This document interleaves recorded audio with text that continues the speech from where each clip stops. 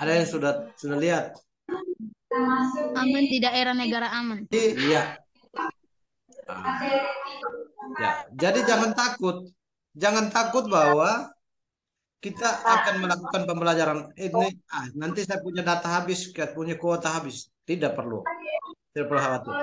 Kita akan setel sedemikian rupa supaya durasi waktu dibatasi dan pembelajaran kita ini sudah masuk levelnya level kuliah. Kita pembelajaran memang jenjangnya jenjang SMA, tapi pembelajaran kita levelnya level kuliah. Jadi kita hanya menciptakan topik pembelajaran, mengarahkan siswa, siswa mencari, peserta mencari tahu, kita pecahkan bersama. Nanti ada sesi kita tutorial. Untuk itu hari ini Pak menjadi pertemuan perdana di semester genap. Topik yang Pak angkat hari ini adalah ada yang sudah lihat dia punya tema, namanya sudah lihat kah? Ada yang sudah lihat? Aman di daerah negara aman. Iya. Ah, tema pembelajaran kita hari ini atau topik pembelajaran kita hari ini ada di layar tampilan, sudah di layar tampilan kah? Sudah, Pak. Oke. Aman di daerah negara aman. Ah, oke. Ini maksudnya adalah teman-teman sekalian, maksudnya adalah dalam rangka penyelenggaraan pemerintah yang good government. Ingat, nah, bagi yang punya mikrofon yang mengganggu bisa dimatikan saja. Ingat, ingat ya. Waktu terbatas sehingga Pak hanya menekankan pada poin yang penting. Dalam rangka penyelenggaraan pemerintah yang good government, maka untuk menciptakan tujuan pemerintah atau tujuan negara yang adil, sejahtera dan makmur, maka harus menciptakan suasana aman, damai dan tentram. Nah, kalau negara kita, negara Indonesia itu bisa menciptakan atau melahirkan suasana yang aman, damai dan sejahtera, maka terlebih pada daerah-daerah. Di daerah-daerah harus aman, harus damai, harus sejahtera dulu. Baru negara ini disebut aman. Ibarat begini, kita dalam satu organ tubuh, dalam satu tubuh ini, kalau salah satu jari kena silat atau kena luka, apalagi kena mata kaki, nah, sana kena kepala toh, kena di jari, tetapi yang sakit di mana? Ros, kalau jarinya terantuk sakit di jari, tapi luka apa yang sakit pertama di mana? Pasti kepala yang sakit. Besoknya itu kepalanya meriang-meriang. Bisa dipahami? Nah, pasti di kepalanya meriang-meriang karena dia sudah mulai infeksi. Tidak aman. Maka itu dalam pemerintahan kita, kita memiliki ibu kota negara yaitu Jakarta. Artinya di pusat. Nah, kita di daerah kalau tidak aman, di pusat juga tidak aman. Di pusat pemerintahan tidak aman karena di daerah tidak aman. Kenapa tidak aman? Karena terjadi gesekan-gesekan akibat karena faktor ekonomi, faktor kesehatan, faktor pendidikan, bahkan keamanannya tidak terjaga akibat intoleran terjadi di mana-mana. Akibat apa namanya? Saling bullying satu dengan yang lain. Maka daerah tidak aman, di pusat juga tidak aman dan sudah pasti negaranya tidak aman. Negaranya kacau. Maka itu kita sama-sama menjaga keamanan itu penting. Nah, ini topik pembuka ya. Maka disimpulkan bahwa aman di daerah, maka negara aman. Atau arti kata yang sama, kalau teman-teman yang ada, Desi, ini Devri, Rosalinda, Merti, dan termasuk Pak, kalau ketempung kaki, jari tangan, kalau tidak kena luka, maka ketong dianggap sehat. tidak rasa sakit. Tapi kalau ada salah satu organ yang kena luka, maka sudah pasti sakitnya ada di kepala. Sebentar sudah mulai sakit kepala, migran. Nah, begitu. Di Flores Timur, di tempat tinggalnya Rosalinda Tupen, kalau di sana, kalau ada kacau balau di sana, ada terjadi gesekan antara satu dengan yang lain. Pak sering dengar di sana ada perang perang kampung, Kak. Nah, itu terjadi. Iya. Terjadi di sana, tetapi kan dari pemerintahan negara di ibu kota merasa pusing. Bagaimana cara menyelesaikan masalah? Nah, pusing. Jadi jangan anggap remeh kalau di saat di daerah itu kacau, di pusat akan aman, tidak aman. Daerah manapun atau di organ tubuh manapun kalau kena sakit pasti akan tidak aman. Oke, itu menjadi stressing awal. Nah, perkembangan pengelolaan kekuasaan negara di pusat dan daerah dalam mewujudkan tujuan negara Indonesia. Nah, untuk pengelolaan pemerintahan atau pengelolaan pemerintahan dalam rangka kekuasaan negara di pusat dan daerah dalam rangka mewujudkan tujuan negara Indonesia. Yang tadi Pak bilang, tujuan negara kita adalah menciptakan masyarakat yang adil, makmur, adil, sejahtera, dan makmur. Itu tujuannya. Tujuannya supaya masyarakat semua sehat. Tujuan supaya masyarakat semua cerdas. Tujuan supaya masyarakat semua hidup makmur. Itu tujuan pemerintahan nasional. Maka itu kalau ada saudara-saudara kita yang belum sehat, saudara-saudara kita yang belum mengikuti pendidikan, jangan sampai ada yang putus sekolah. Sepanjang kalau ada yang belum sekolah betul, itu sama arti dengan negara kita belum sehat, belum mencapai tujuan. Karena tujuan kita adalah semua warga negara harus cerdas, harus sekolah tuntas. Tujuan negara kita adalah semua warga negara harus sehat. Nah, sehat itu juga ada relevansinya dengan orang sekolah. Nah, orang sekolah. Terlebih kaum perempuan ya, Pak mau kasih ingat. Terlebih kaum perempuan. Kaum perempuan, sekolah itu penting, mendapatkan ilmu. Itu penting. Salah satu ilmu yang spesifik Pak mau bagi begini. Ketika Anda tidak bersekolah, lalu tidak dapat ilmu, tapi jodoh sudah pasti. Jodoh sudah pasti. Nah, kadang-kadang di mana-mana, di seluruh Indonesia, tidak hanya daerah kita, tapi di seluruh Indonesia, kadang-kadang masalah jodoh menjadi kontroversi. Kadang-kadang orang kawin atau orang nikah usia dini. Nikah belum saatnya, belum cakap, belum sekolah, belum matang, belum mampu membentuk rumah tangga, dia nikah. Akibatnya apa? Secara kesehatan kurang bagus. Orang nikah di bawah umur, nikah muda itu secara kesehatan tidak bagus. Kandungan terancam. Sudah pasti akan memberikan jaminan bahwa generasinya kurang sehat. Antara anaknya sehat atau mamanya sehat, tapi salah satu jadi korban. Kalau mama sehat, anak jadi korban. Kalau anak sehat, mama jadi korban. Resiko kawin muda itu menimbulkan efeknya adalah bisa salah satu jadi korban. Kalaupun dua-duanya sehat tapi dua-duanya selamat tapi tidak akan memberikan kesehatan yang baik yang akan menimbulkan namanya gizi buruk atau stunting. Maka pendidikan itu penting untuk mencapai tujuan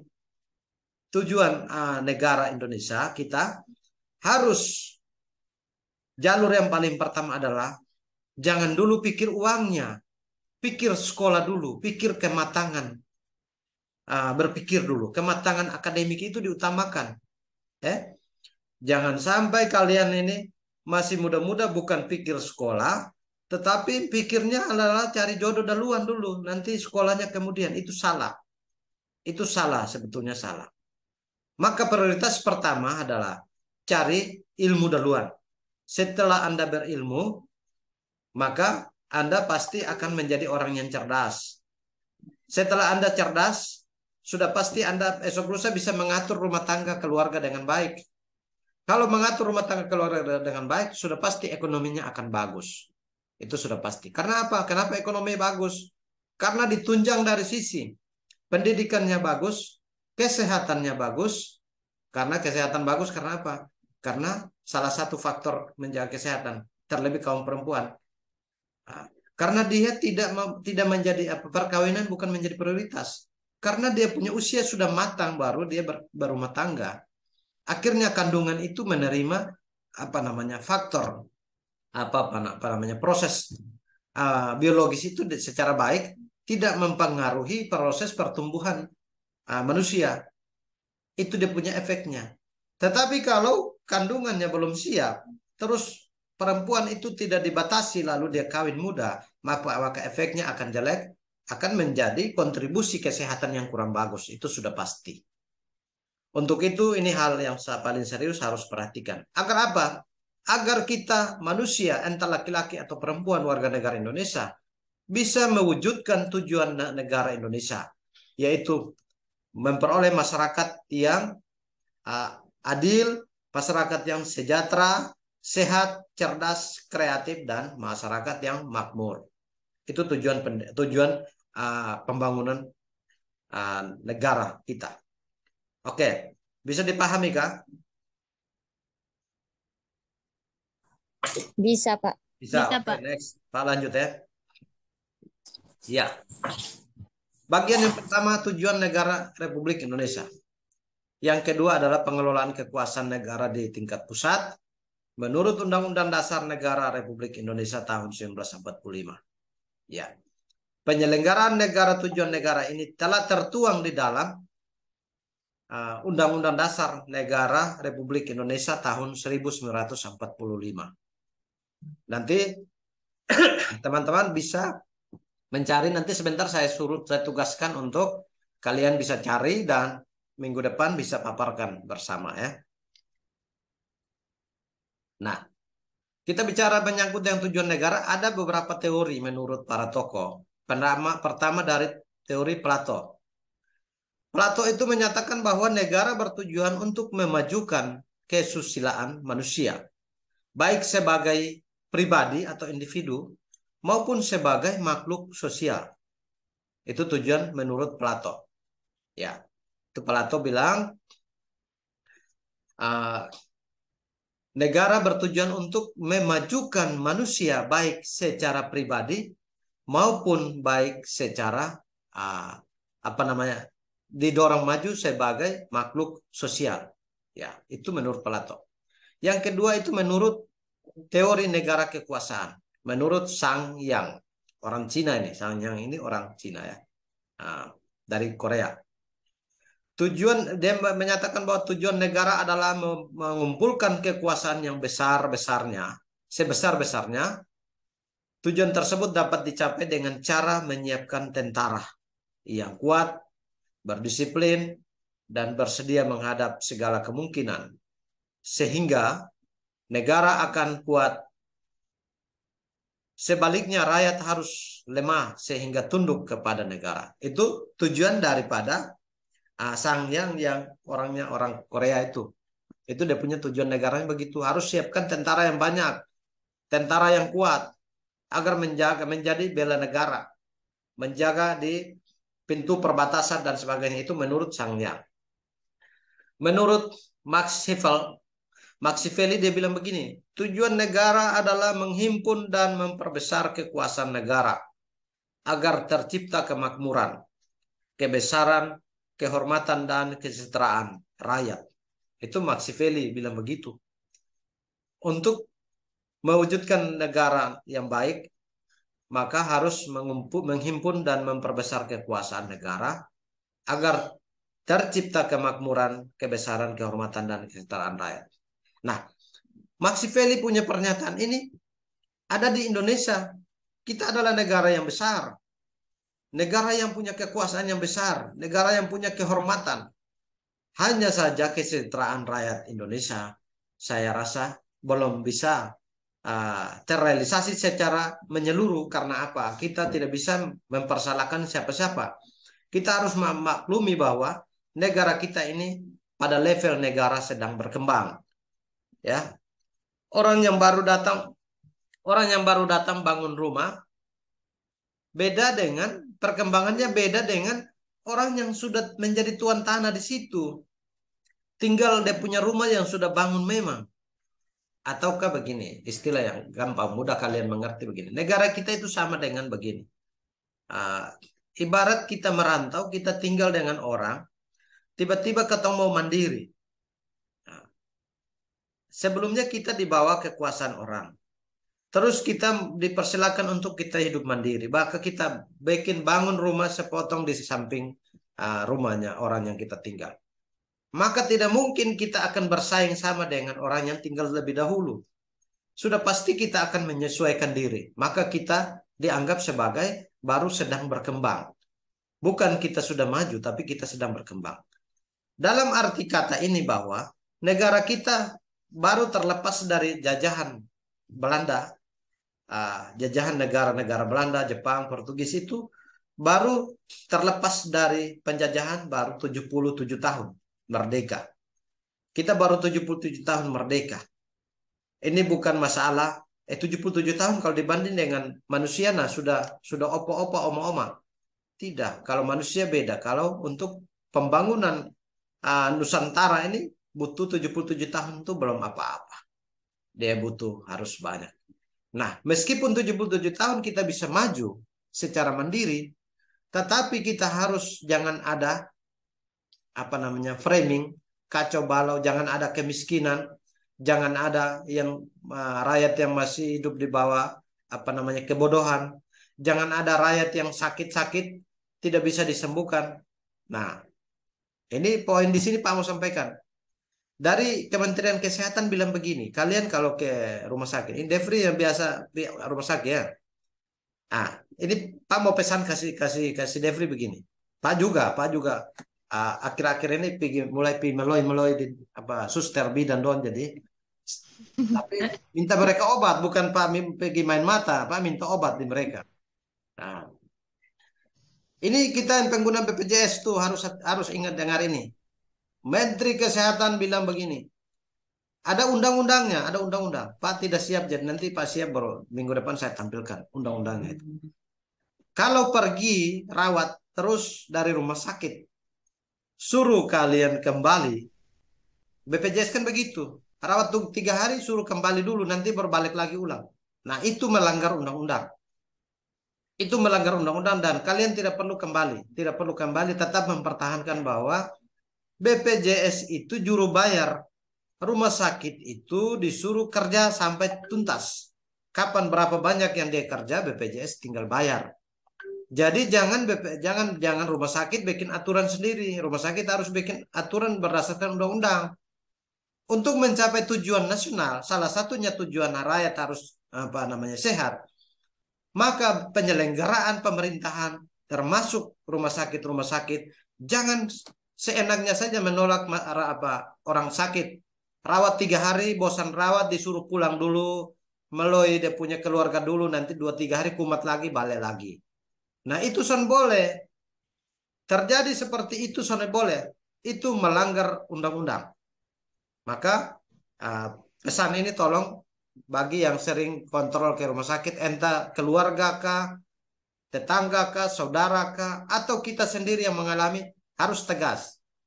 Pak, saya belum sehat, Pak Don suruh saya pulang. Pak Don tahu tidak ada undang-undangnya.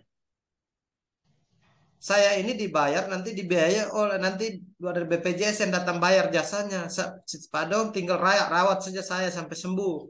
Bukan disuruh pulang. Atau ke orang tua kita, atau ke keluarga kita, atau ke tempat tetangga atau saudara kita. Harus tegas. Dengar kalau BPJS rumah sakit suruh pulang, harus bantah bahwa itu melanggar undang-undang. Tidak boleh dilakukan itu.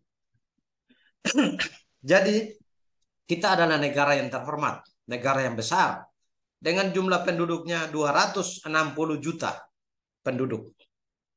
ini negara Singapura itu cuma 30-an lebih, 30 sampai 40 juta saja. Kita punya 260 juta, hampir 30 juta, 300 juta. Negara paling besar dengan jumlah penduduk yang besar. Oke, Pak lanjut ya. Yang ketiga, teori teokratis atau kedaulatan Tuhan. Tujuan negara adalah untuk mencapai penghidupan dan kehidupan aman serta tentram dengan taat kepada dan di bawah pimpinan Tuhan. Nah, ini tujuan negara menurut kedaulatan Tuhan, sila pertama ya, Pancasila, ketuhanan yang Maha Esa. Yang keempat, teori negara polisi.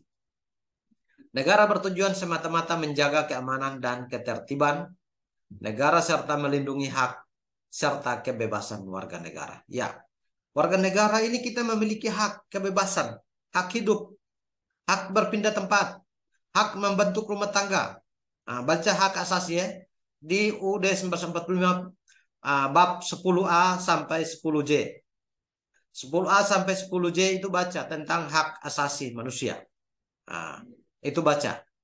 Negara bertujuan semata-mata menjaga keamanan dan ketertiban agar melindungi hak serta kebebasan warga negara. Tapi kebebasan jangan keceplosan. Kadang-kadang warga negara kita nonton di YouTube ini, kadang kebebasan warga negara sudah melampaui batas keceplosan. Kadang-kadang pergi maki-maki pemerintah. Kadang-kadang pergi persalahkan pemerintah. Demo yang tidak beraturan, membangun aspirasi yang tidak sesuai dengan aturan, tidak sesuai dengan norma, bahasa komunikasinya tidak terjaga, akhirnya batarek pergi di polisi. Nah, hal itu harus dihindari. Yang kelima, teori negara hukum.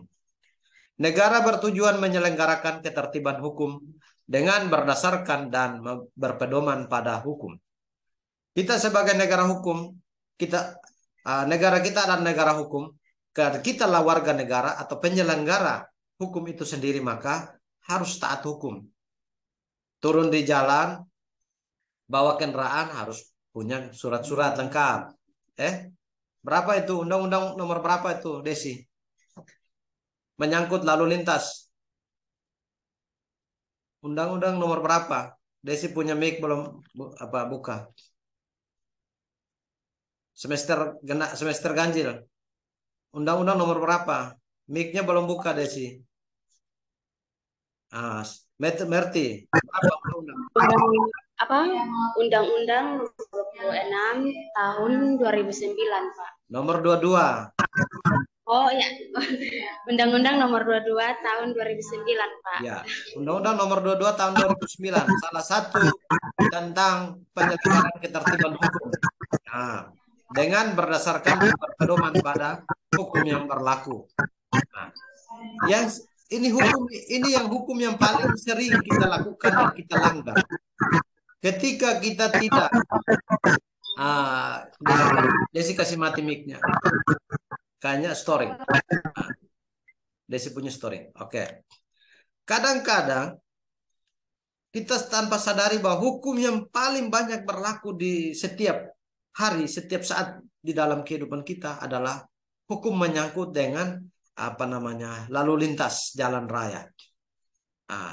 Menyangkut dengan arus bolak-balik kita. Kadang kita di atas motor, di Grab dan sebagainya. Bila perlu naik di Grab itu naik Maxim, tanya, ada punya surat kendaraan tidak?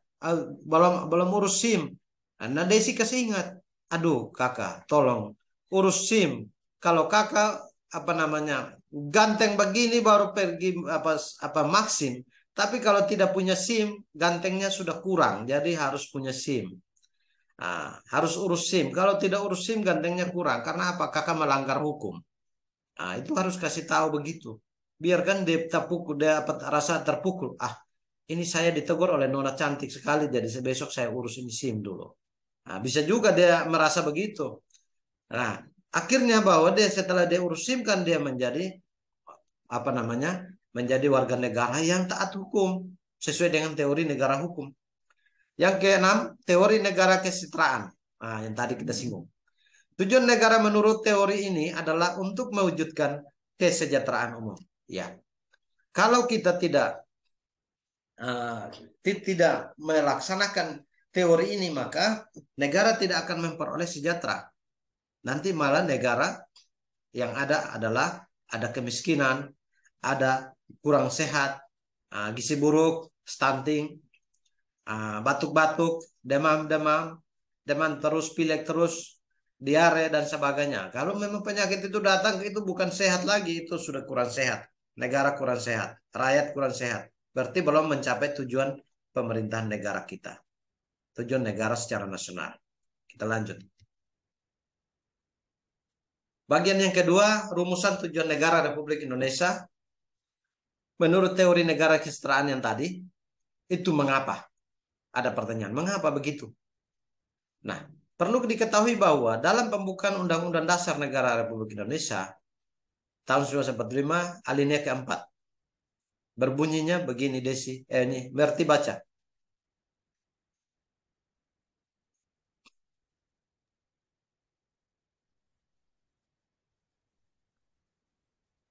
Merti Pusara tidak keluar nih.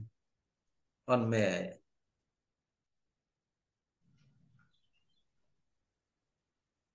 Merti mic kayaknya kah? Coba Devrin Adu. Devrin Adu yang baca. Kemudian daripada itu, untuk membentuk suatu pemerintahan negara Indonesia yang melindungi segenap bangsa Indonesia dan seluruh tumpah darah Indonesia, dan untuk memajukan kesejahteraan umum, mencerdaskan kehidupan bangsa dan ikut melaksanakan ketertiban dunia dengan berdasar kemerdekaan, perdamaian abadi, dan keadilan sosial. Ya, demikian bunyi isi alinea keempat. Alinea keempat untuk melindungi segenap bangsa Indonesia. Segenap. Bukan seganjil ya. Genap. Rakyat itu genap berarti tanpa tersisa. Harus dilindungi. Kalau ganjil ya Desi tidak usah dilindungi ya begitu. Berarti tidak usah dilindungi. Ini segenap berarti seluruh tanpa terkecuali. Tanpa dipandang dari suku, agama, ras, golongan, atau kepentingan politik apapun. Makanya orang teroris, anak bangsa yang pergi teroris juga kita panggil datang, kita bina secara hukum. Bukan berarti dia salah jalan lalu kita harus buang. Kita bina kembali, negara bina kembali supaya dia menjadi anak bangsa yang baik dan bisa kembali melaksanakan hidup taat hukum dengan melaksanakan ketertiban dunia berdasarkan kemerdekaan, perdamaian abadi, dan keadilan sosial. Oke, bisa dipahami? Bisa, Pak. Bisa, Pak. Oke, terima kasih. Lanjut. Pernyataan yang tadi merupakan penegasan mengenai tujuan negara kita sekaligus tugas yang harus dilaksanakan oleh negara, yakni sebagai berikut. 1. Melindungi bangsa Indonesia dan seluruh tumpah darah Indonesia. Bangsa Indonesia harus dilindungi oleh negara. Kedua, memajukan kesejahteraan umum. Kesejahteraan umum perlu menjadi prioritas.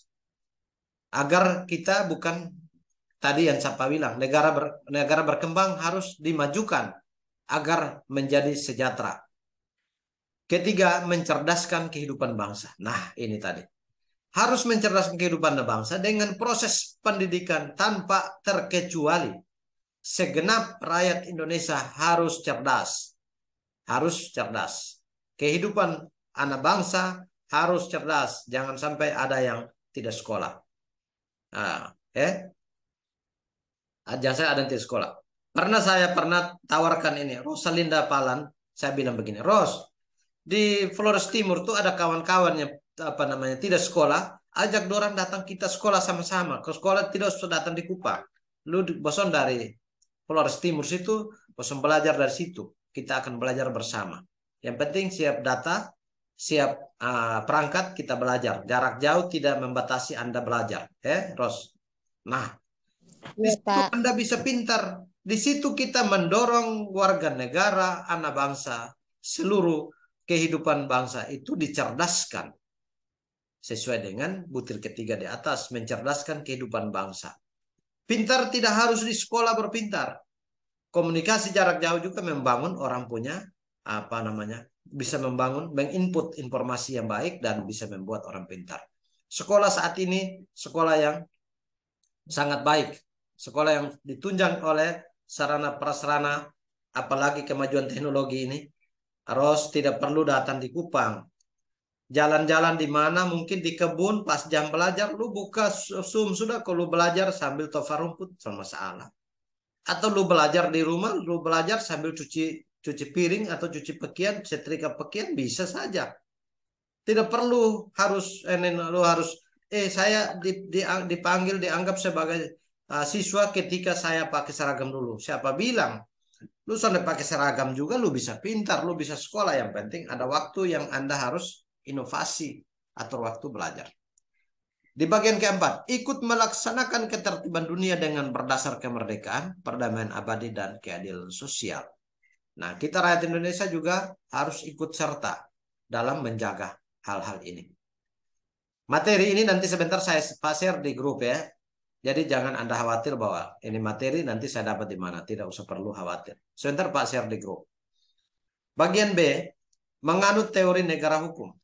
Undang-Undang Dasar Negara Republik Indonesia tahun 1945 bab 1, pasal 1 ayat 3, ditegaskan bahwa negara Indonesia adalah negara hukum. Iya Kosonde, negara kita adalah negara hukum. Iya. Iya, Pak. Iya. Negara kita negara hukum, maka banyak sekali aturan. Banyak sekali aturan. Tapi negara hukum tapi melanggar hukum. Kenapa negara hukum melanggar hukum? Kayak di pulau apa namanya, Indonesia Barat. Indonesia Timur tidak ada begitu. Orang bangun tempat rumah ibadah di mana-mana, orang tidak larang. Karena orang mau beribadah, kebebasan, hak kebebasan, kemerdekaan untuk mereka beribadah. Tapi di Indonesia Barat masih menegakkan hukum tapi melanggar hukum. Orang mau bangun rumah ibadah dilarang, mau bikin Natal dilarang. Itu jangan tiru-tiru, itu jangan ditularkan ke Indonesia Timur. Kita Indonesia Timur adalah warga negara yang paham tentang tujuan pembangunan negara kita. Warga negara yang mengerti. Bagi mereka yang tidak mengerti, itu yang sering membeda-bedakan agama, suku, ras, dan golongan. Tapi kita yang mengerti, kita tidak boleh membeda-bedakan. Kita sama-sama anak bangsa, sama-sama senasib seperjuangan, sama-sama pernah merasakan penderitaan, pernah dijajah, satu budaya, satu keturunan, dan sebagainya.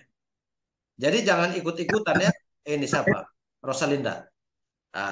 Jangan ikut-ikutan. Kita menjadi anak bangsa. Tidak dibeda-bedakan karena suku, karena agama, karena ras, dan sebagainya. Itu orang yang tidak mengerti. Kalau anak bangsa yang mengerti, dia tidak akan membeda-bedakan satu dengan yang lain. Nah, lanjut. Dengan demikian, jika ditinjau dari aspek tujuan negaranya, Indonesia berkedudukan sebagai negara hukum dan negara kesejahteraan. Maka kalau kita pahami seperti itu, maka Indonesia itu berkedudukannya adalah sebagai negara hukum, yang tadi kalian sudah jawab, dan juga sebagai negara yang akan menuju kepada kesejahteraan dan kemakmuran. Kalau kita komitmen bersama, negara kita akan sejahtera, negara kita akan makmur, aman, damai, dan sentosa. Itu sudah pasti.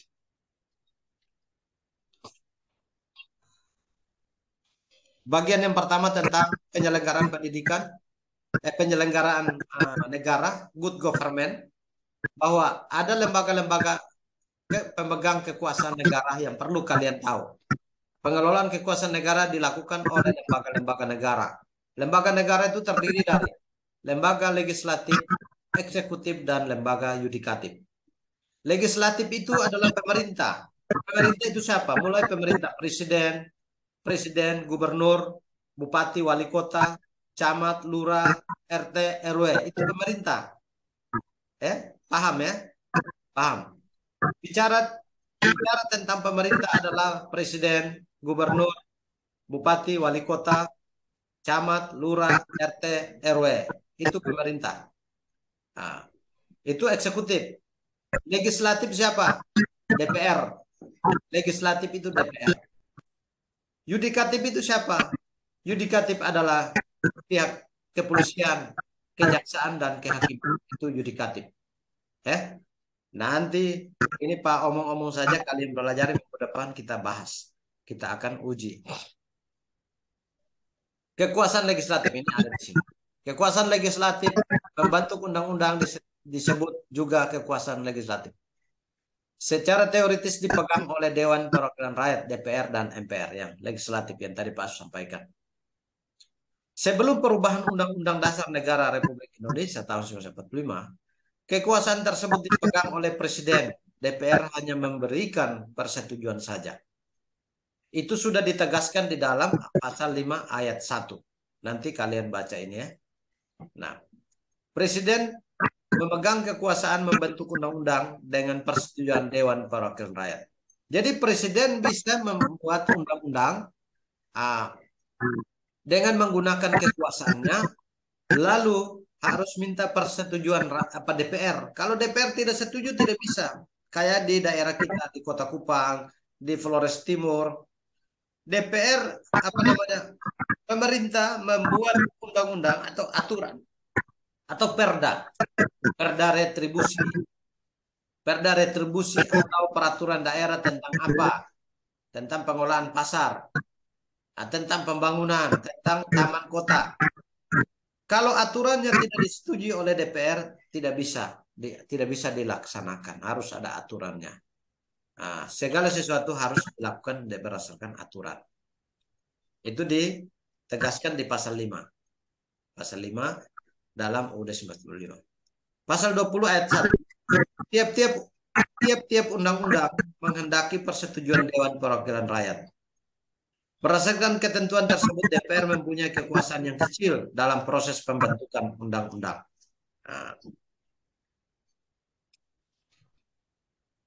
Setelah dilakukan perubahan Undang-Undang Dasar Negara Republik Indonesia tahun 1945, DPR mempunyai kedudukan yang lebih kuat dalam pengelolaan kekuasaan negara.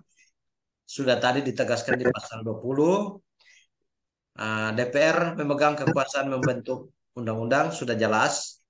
Dalam hal ini DPR mempunyai kedudukan yang lebih kuat dalam pengelolaan kekuasaan negara. DPR secara tegas menyatakan sebagai pemegang kekuasaan untuk membentuk undang-undang. Oke.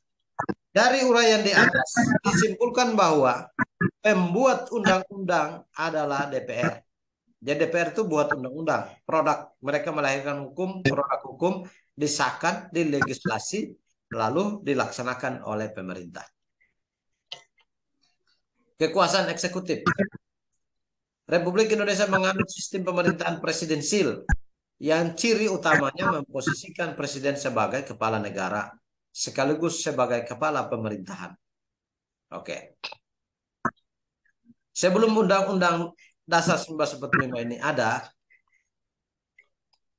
dalam diri presiden melekat berbagai kekuasaan. Nah, sebelum perubahan UUD 1945, sebelumnya UUD RIS, itu masih ada, itu masih ada keluasan kepada presiden, masih melekat kekuasaan yang meliputi kekuasaan pemerintahan di pasal 4 ayat 1, kekuasaan membentuk undang-undang. Presiden masih bisa buat undang-undang kalau sebelum ada perubahan undang-undang ini. Sebelumnya itu masih ada Panglima Tertinggi Angkatan Bersenjata yang terdiri atas Angkatan Darat, Laut, dan Udara. Itu pasal 10. Tapi sekarang sudah diperbaharui. Setelah, tadi itu sebelumnya. Sebelum terjadi perubahan undang-undang. Sekarang setelah dilakukan perubahan undang-undang, sebetulnya ada beberapa perubahan yang berkaitan dengan kekuasaan presiden. Setelah dilakukan perubahan, maka kekuasaan presiden berubah. Antara lain, presiden tidak lagi berkedudukan sebagai pemegang kekuasaan untuk membentuk undang-undang. Yang kedua, presiden tidak lagi berwenang untuk mengangkat anggota MPR dari utusan golongan, utusan daerah maupun unsur TNI. Yang ketiga, presiden tidak lagi mesti memperhatikan pertimbangan DPR ketika akan memberikan amnesti dan abolisi, dan memperhatikan pertimbangan Mahkamah Agung ketika akan memberikan gerasi dan rehabilitasi. Poin ketiga ini adalah hak presiden, hak kekuasaan presiden yang sebelumnya setelah dilakukan perubahan, presiden punya hak membuat gerasi kepada para terpidana yang mungkin hukuman mati, terpidana yang mungkin hukuman mati, dia minta gerasi. Gerasi itu berupa gerasi amnesti, gerasi abolisi, dan gerasi rehabilitasi. Nah, itu kekuasaan presiden. Nah, keringanan ini hanya ada di presiden. Kalau orang itu semua hukuman mati, dia bisa dipertimbangkan oleh presiden. Presiden bilang tidak jadi hukuman mati, ya tidak jadi. Gitu. Nah, kayak mungkin kita punya sekarang yang kita seluruh Indonesia lagi viral. Contoh kasus Sambo. Kasus Sambo ini kalau sampai ada apa namanya vonis hukuman mati, maka kalau orang kasih naik gerasi, keputusannya ada presiden. Mau dihukum mati atau mau diturunkan, tidak jadi hukuman mati. Itu tergantung ada di presiden, kekuasaan presiden. Nah, kekuasaan yudikatif. Sebelum perubahan, ini sebelum ada perubahan, itu kekuasaannya, kekuasaan kehakiman dijalankan oleh Mahkamah Agung beserta lembaga peradilan yang ada di bawahnya. Itu dalam pasal 24 ayat 1, kekuasaan kehakiman dilakukan oleh Mahkamah Agung dan lain-lain. Lain-lain badan kehakiman menurut undang-undang. Setelah perubahan, kekuasaan kehakiman dipegang oleh Mahkamah Agung dan Mahkamah Konstitusi, MA. Itu dalam pasal 24. Nanti Pak Sher kalian baca ya. Bahwa kekuasaan kehakiman dilakukan oleh sebuah Mahkamah Agung dan badan peradilan yang berada di bawahnya dalam lingkungan peradilan umum, lingkungan peradilan agama, lingkungan peradilan militer, lingkungan peradilan tata usaha negara, dan oleh sebuah Mahkamah Konstitusi. Nah, itu setelah dilakukan perubahan. Jadi ada tiga trias politika namanya ya. Tiga lembaga yang menjadi penyelenggara pemerintahan itu. Lembaga eksekutif, legislatif, dan yudikatif. Nah, ini yudikatif, eksekutif, dan tadi legislatif tadi kita sudah bahas. Ada dua, Pak merancang demikian rupa, ada perbedaan. Kekuasaan sebelum perubahan undang-undang dan kekuasaan setelah perubahan undang-undang. Itu di semua tingkatan kekuasaan Pak Sudah. Buat nanti kamu belajar saja, memperdalam ya. Peran pemerintahan pusat dalam mewujudkan tujuan negara. Berdasarkan pembukaan UUD 1945, alinea keempat yang tadi ini siapa? Devri baca. Dapat disimpulkan bahwa fungsi negara Indonesia adalah 1. Melindungi segenap bangsa Indonesia dan seluruh tumpah darah Indonesia.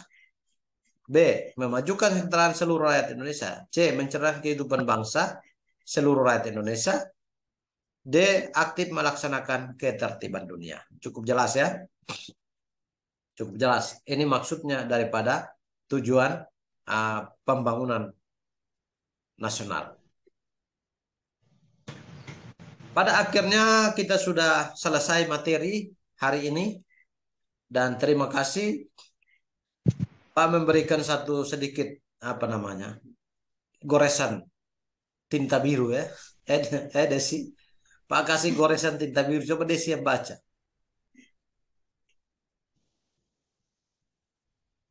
Desi. Ya.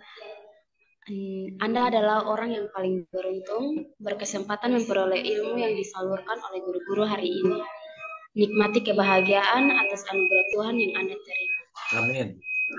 Nah, silakan dinikmati materi yang hari ini. Ada yang mau didiskusi? Ada pertanyaan? Pas, Pak. Pas. Pas. Ros? Pas, Pak.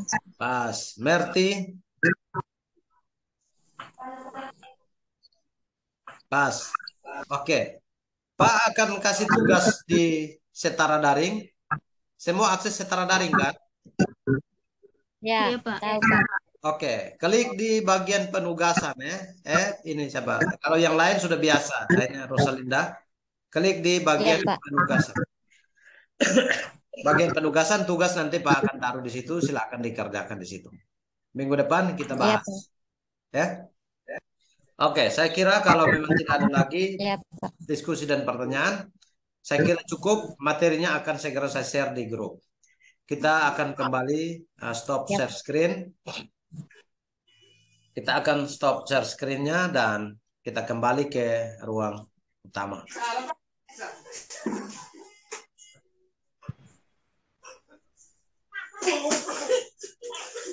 Silakan leave breakout room. Klik leave breakout room, kembali ke ruang utama.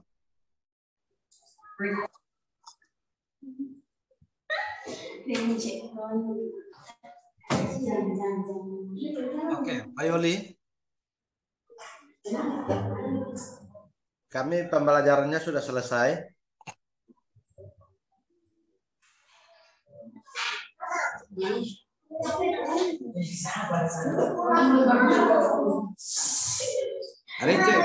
Rince kasih tahu kawan-kawan bahwa materi sudah ada di Setara Daring dan tugasnya ada di juga Setara Daring.